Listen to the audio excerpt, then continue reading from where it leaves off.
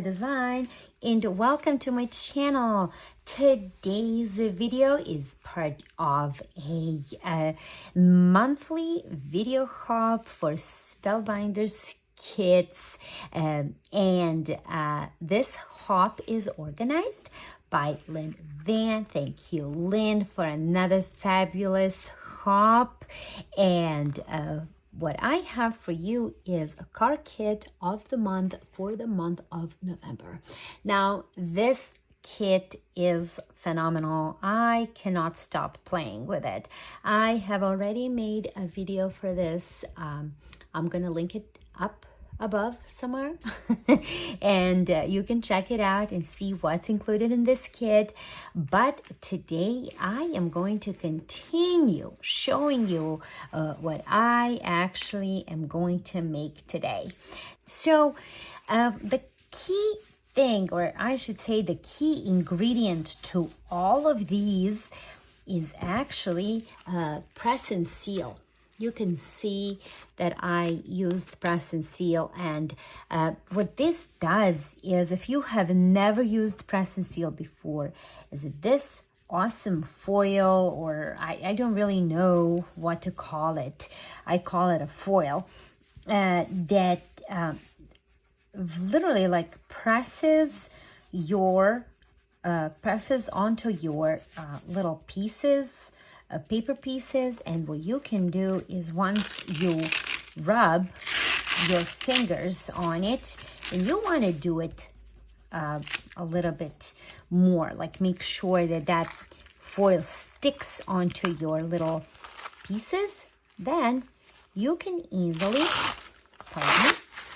you can easily remove it from your card panel here, like so.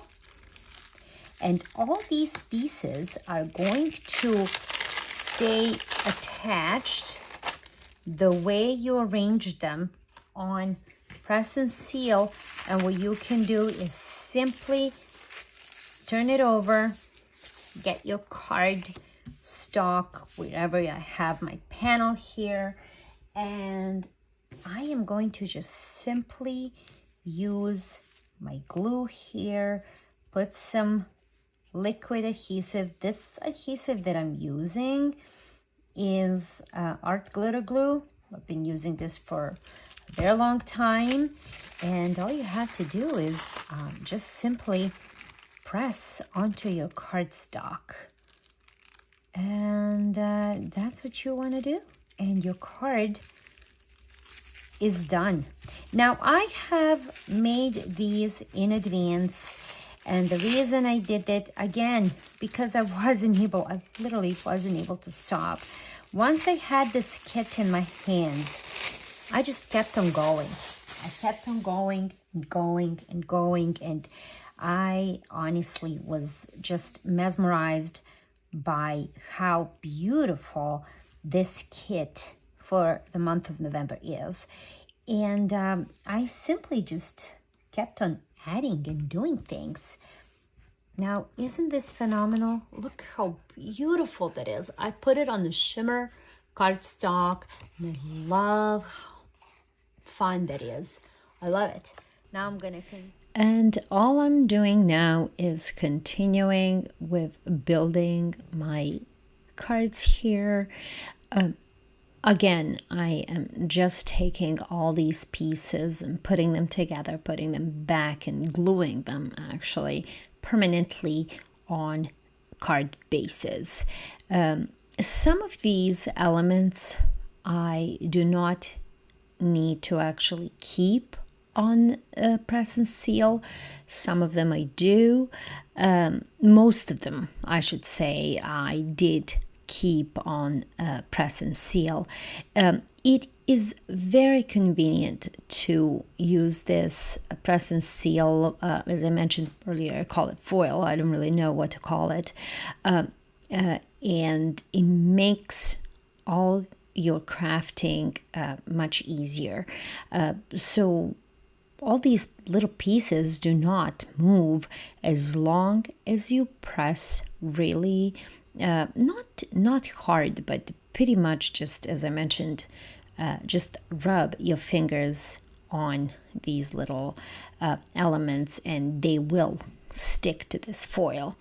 Now I am moving to my square cards and I'm cutting these panels to 4 3/4 by 4 3/4, and this is another thing here where press and seal comes very handy.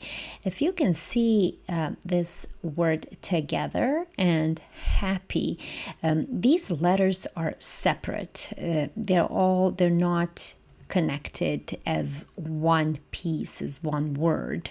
So it does come handy to actually have them on press and seal, and then you can just simply peel off the backing and attach them to your card. I find that to be quite satisfying and easy to do, and you can of course arrange your lettering like that if you have some die cuts that you want to layer, or you can that you want to add. You can just simply use press and seal and attach it then to your project. I find that to be the easiest thing. Now here is the bonus card that I wanted to show off, and this is when I saw this pattern paper, I just went bananas.